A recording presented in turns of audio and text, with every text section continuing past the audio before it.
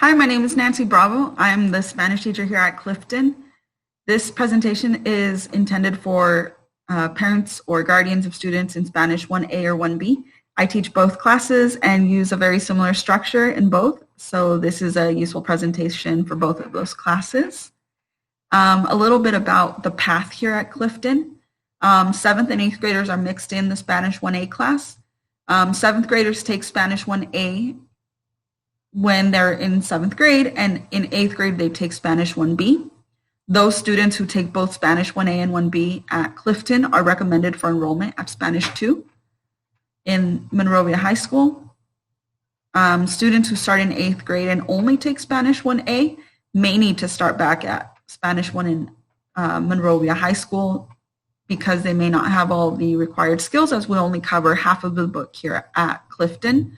But it is still a really good idea for students to start earlier, as this helps their retention in the long term of the language.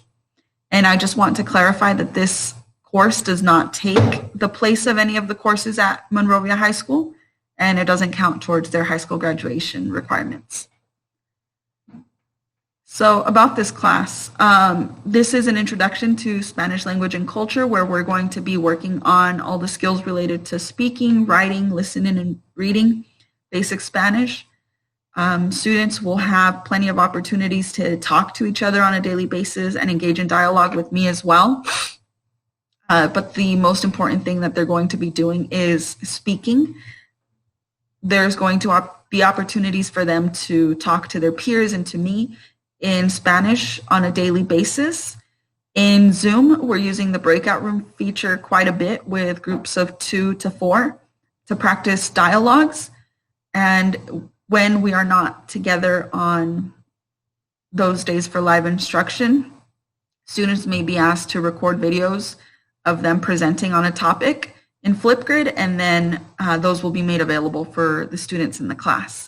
So in the virtual environment where students may be a little bit more hesitant to show their faces on camera, I ask that you please encourage your child to turn on their camera at all times for a few reasons: for accurate attendance, and also to help give me some of those visual cues about when they're ready for me to move on, or if they're confused or getting it, or at their desk even.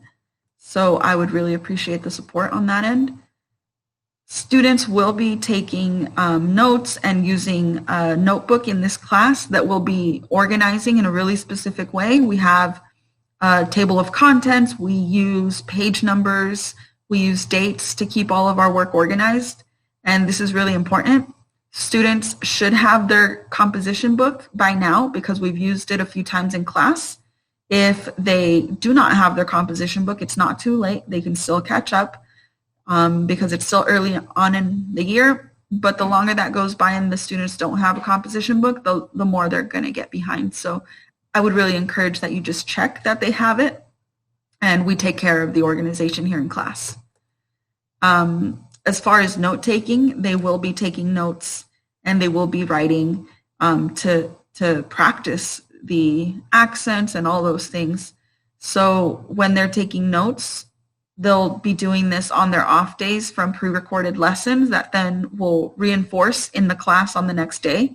And they're going to be organizing them in the Cornell note style, which basically means that we are separating our notes into separate sections. We take notes in the larger space and then write questions on the side and a summary of the notes at the bottom to really help with retention. So if you ever want to check your students' notes or your child's notes, then you'll just basically look to see that their notes are divided into 3 sections. But again, we'll do that in notebook checks here in the classroom. Spanish 1, Spanish 1B, both of these classes are really heavy on vocabulary as we're building our basics. So students can expect to have about 50 to 100 vocab words per unit, not all at the same time. They will be presented in chunks. But I really recommend the use of flashcards. Whether students make them on their own or use the ones that are available on Google Classroom with apps such as like Quizlet is really up to their learning style, but studying the vocab just Translation-wise, what does one word mean and then translate to English is a really useful way to make sure that they're learning the vocab. There are vocabulary games available for each chapter, such as the game Splatman that students really like. These are educational and they're vocabulary based. And students also have their textbook where they can look in the glossary at the back for English and Spanish translations as well as definitions if they're feeling stuck. As far as homework, it is going to be assigned 3 times per week on the off days and may be assigned on their regular days as well. So homework will usually be kept to about 15 to 20 minutes to keep it manageable unless there's some sort of project that requires additional time. On days that students have a little bit extra time, it's always a good idea to just go over vocab, play some of the games, and just keep developing those and even revisiting previous vocabulary lists that we have already covered just to keep it fresh. Tutoring is available on a period by period basis. However, I'm not available on Mondays and Wednesdays for tutoring. So my tutoring hours are 1:15 to 4 p.m. on Tuesdays and Thursdays.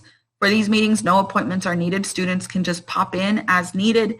And for this, they'll be checking the Google Classroom for the recurring Zoom link. Some parents ask how they can help increase fluency at home. And if this is something that your child is interested, I have some suggestions. Students can change the language in their Netflix or add some subtitles when they're feeling up to it, listen to music, play Duolingo, which is a free app. It's game-based learning. It's really fun for them, and they can set small goals of 5 to 10 minutes of using the app. And this usually helps students with pronunciation and additional vocabulary. And again, if they have some time, they can log into the Google Classroom and see what supplemental materials are available for them there. So those are really good ideas. If ever you have any questions, you can reach me through email or download our app Parent Square so that you can get in contact with myself or any of the teachers. Let me know if you have a question that wasn't covered in this information. I'll be happy to set up a time to talk to you. Have a wonderful day and a wonderful school year.